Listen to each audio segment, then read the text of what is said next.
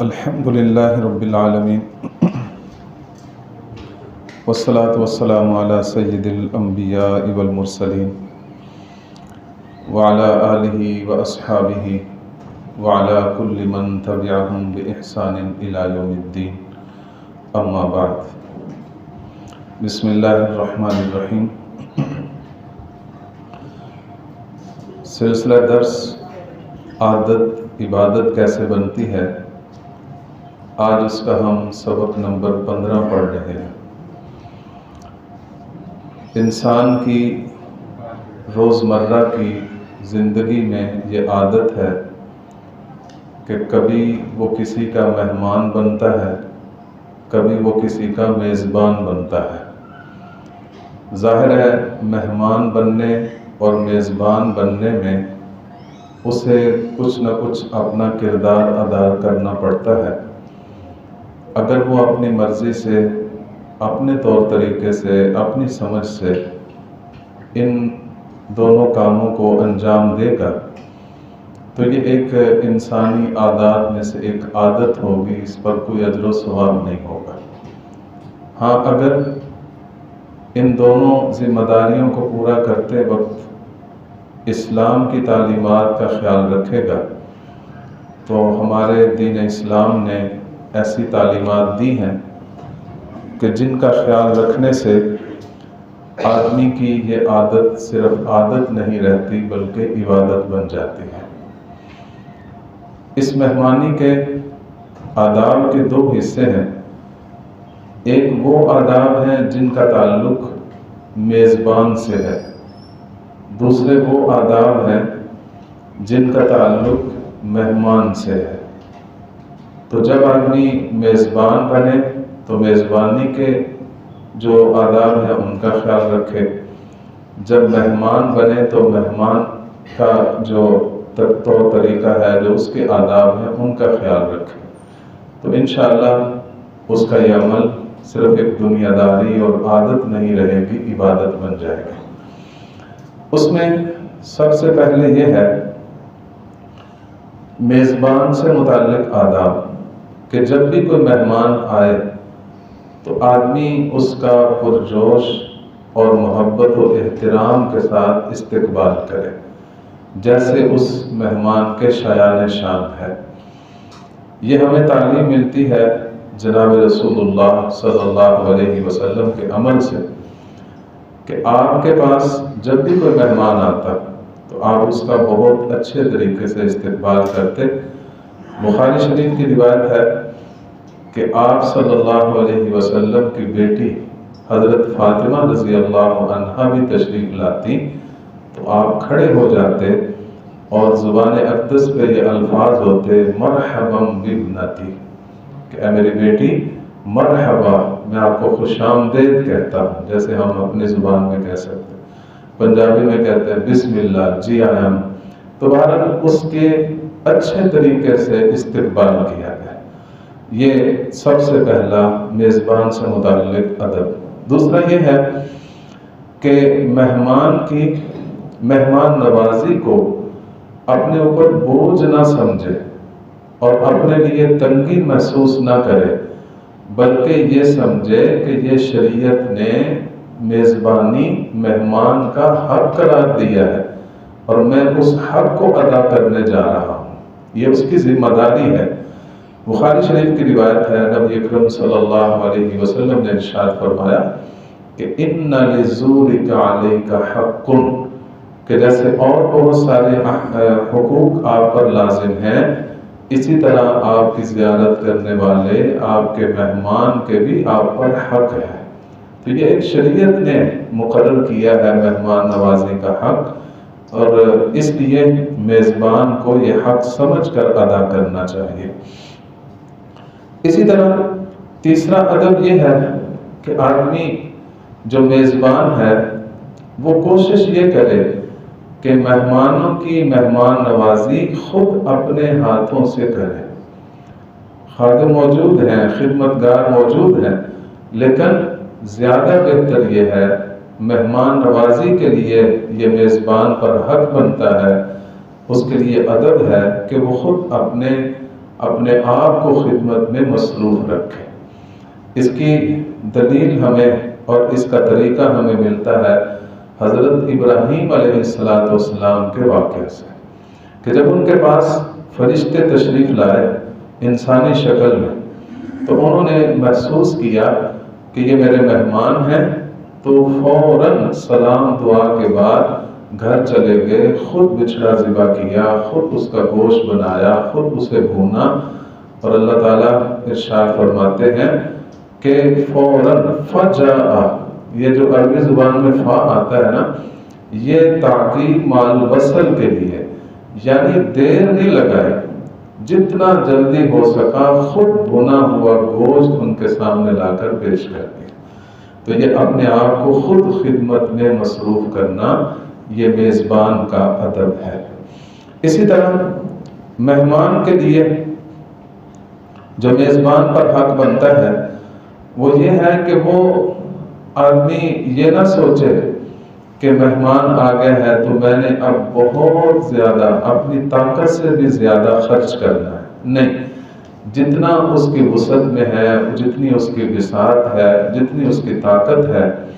تو بس اپنی طاقت کے مطابق مہمان نوازی کرے۔ یہ تکلفات میں پڑنے سے پھر بوجھ بنتا ہے، آدمی پھر آئندہ مہمانوں کے آنے کو اپنی تنگ کا باعث بناتا ہے۔ تو اس لیے وہ تکلف نہ ہو، جیسا کہ جتنا بھی یہ آدمی مہمان نوازی کرتا ہے تو اس میں اپنی وسعت کو ملحوظ خاطر رکھنا چاہیے۔ اس بات کو اگر مد نظر رکھے گا تو مہمانوں کا آنا اس کے لیے کبھی بوجھ کا باعث نہیں بنے گا۔ اسی طرح میزبان پر یہ بھی حق ہے کہ مہمان جب تک رہے اس وقت تک اس کے ساتھ اچھا سلوک کرے، یہ نہ ہو کہ اس سے بدسلوکی کرنا شروع کر دے، نہیں، جتنی دیر بھی مہمان رہے اپنی مصروفیات میں سے وقت نکال کر ان کے سامنے جو ہے مختلف خدمت کی چیزیں بھی پیش کرتا رہے، انہیں وقت بھی دے، ان سے بات بھی کرے، ان کے ساتھ دلجوئی کرے، یہ میزبان کے لیے ادب ہے۔ ہاں، اگر کوئی اس کی ایسی مصروفیت ہے کہ جس مصروفیت کے بغیر اس کا گزارا نہیں ہے، تو وہ ان سے اجازت لے کر، یعنی یہ محسوس نہ کریں کہ ہمارے آنے سے اس کو تکلیف ہو رہی ہے اور وہ بیچارہ جان چھڑا رہا ہے، نہیں، ان کو بتایا جائے کہ میرا اس وقت یہ عذر ہے اور میں اس عذر کی وجہ سے تھوڑی دیر کے لیے جانا چاہتا ہوں، تو ان کی راحت و آرام کا خیال رکھتے ہوئے اجازت لے کر ان سے اپنے ضروری کام بھی نمٹا سکتا ہے، لیکن بہرحال اچھا سلوک کیا جائے۔ اسی طرح میزبان کے لیے یہ بھی تعلیم ہے کہ جب مہمان واپس جانے لگے تو ان کو الوداع کرنے کے لیے گھر کے دروازے تک ساتھ چلے۔ یہ ابن ماجہ کی روایت ہے کہ اس میں ارشاد ہے، ان من السنت ان یخرج الرجل مع ضیفہ الی باب الدار، کہ یہ سنت طریقہ ہے کہ جب بھی آدمی کا مہمان واپس جانے لگے تو اپنے مہمان کے ساتھ گھر کے دروازے تک اسے رخصت کرے۔ یہ بھی اس کے لیے اعزاز اور اکرام ہے اور میزبان کے لیے یہ آداب ہے۔ شریعت دین اسلام ایک ایسا پیارا دین ہے کہ یہ یک طرفہ تعلیمات نہیں دیتا